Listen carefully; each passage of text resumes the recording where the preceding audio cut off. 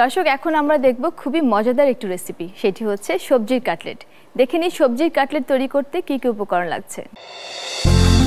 সবজি কাটলেট বানাতে যা যা লাগছে: গাজর কুচি, বরবটি কুচি, ক্যাপসিকাম কুচি, কাঁচামরিচ কুচি, বেসন, সয়া সস, লবণ, ডিম, ব্রেড ক্রাম, তেল এবং সিদ্ধ আলু।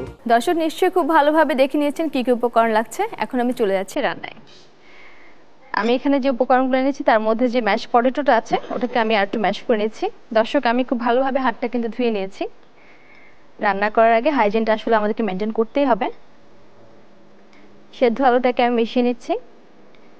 দর্শক আমি সবগুলো উপকরণ একে একে বাটিতে নিচ্ছি, একটা বড় বোলে নিচ্ছি যাতে আমার মিক্স করতে সুবিধা হয়। এই রান্নাটা একটা ভালো একটা দিক আছে, সেটা হলো এখানে অনেকগুলো সবজি পরিবারের সবাই কিন্তু একটা খাবারে পেয়ে যাচ্ছে। আমি এখানে দিচ্ছি বরবটি একদম মিহি কুচি করে নিয়েছি, সেটা দিলাম। ক্যাপসিকাম দিয়ে নিচ্ছি, তারপর দিচ্ছি গাজর আছে, বিটা ক্যারোটিন আমরা সবাই জানি। দেখা যায় বাসায় যে শিশুরা আসলে এই সবজিগুলো খেতে চায় না, তখন আমরা এরকম মজা করে যদি কিছু বানিয়ে দিই ওরা খুব পছন্দ করে খাবে। মরিচ কুচি নিয়ে নিলাম, আমার যতটুকু লাগছে আমি পরিমাণ মতো নিয়েছি। যার যতটুকু ভালো লাগে অতটুকু দিবেন। এখন দিচ্ছি ধনেপাতা। সবকিছু দেওয়ার পর আমরা যেটা করতে হবে, লবণটা আমরা আন্দাজ মতো দিচ্ছি। তারপর দিচ্ছি সয়া সস আমি 2-4 চামচ পরিমাণ দিয়ে দিলাম। এখন দিয়ে নেব বেসনটা দিচ্ছি দর্শক বাইন্ডিং এর জন্য। আপনার বাসায় থাকলে ময়দা দিতে পারেন বা পাউরুটি কে সোক করে দিতে পারেন।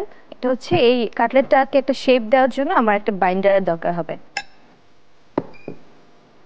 দর্শক এই পর্যায়ে আমি যেটা করব, হাতটা ব্যবহার করব। তাতে বেশ ময়েশ্চার ছিল। এখন আমরা এটাকে বানিয়ে নিব।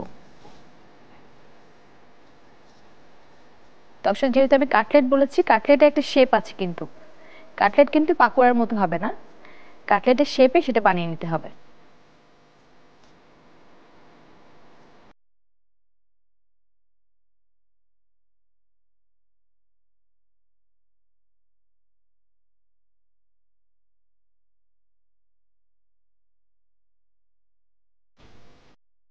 ব্রেড ক্রামটা একটু বড় বাটিতে নিলাম, আর এটার মধ্যে ডিমটা নিয়ে নিচ্ছি।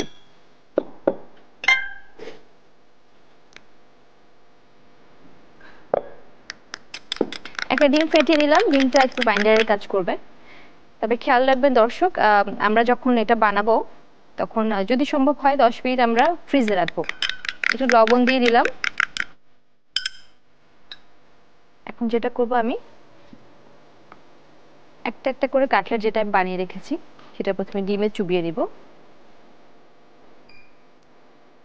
তারপর এই যেভাবে ব্রেড ক্রামে গড়িয়ে দেব। আমরা চেষ্টা করব দুটো হাত ব্যবহার করার জন্য। একটা হাত দিয়ে আমরা ডিমে চুবাবো, আর একটা হাত দিয়ে আমরা ব্রেড ক্রামে গড়িয়ে নেব। তাহলে যেটা হবে একটু মেসি কম হবে।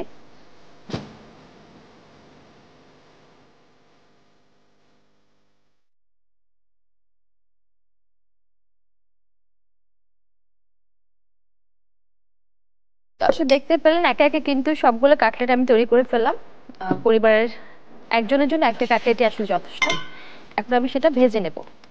খুব বেশি তেলে ভাজবো না, আমি শ্যালো ফ্রাই করব। তেল দিচ্ছি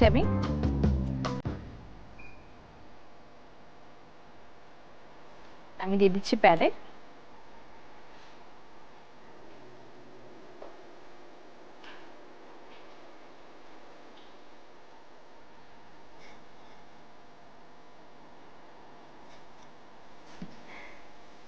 দর্শক আমরা একটু একটা পাশ হয়ে গেলে তারপর উল্টে দেব।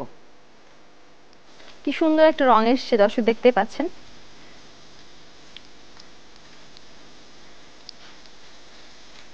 সবজি কাটলেটটা কিন্তু একেবারে তৈরি হয়ে গেছে দর্শক, দেখতে পাচ্ছেন কি সুন্দর একটা রং এসছে। চেষ্টা করবেন যাতে ইফতারের ঠিক 15-20 মিনিটের মধ্যে আমরা যাতে এটা বানিয়ে ফেলতে পারি, তাহলে আমরা গরম সার্ভ করতে পারবো।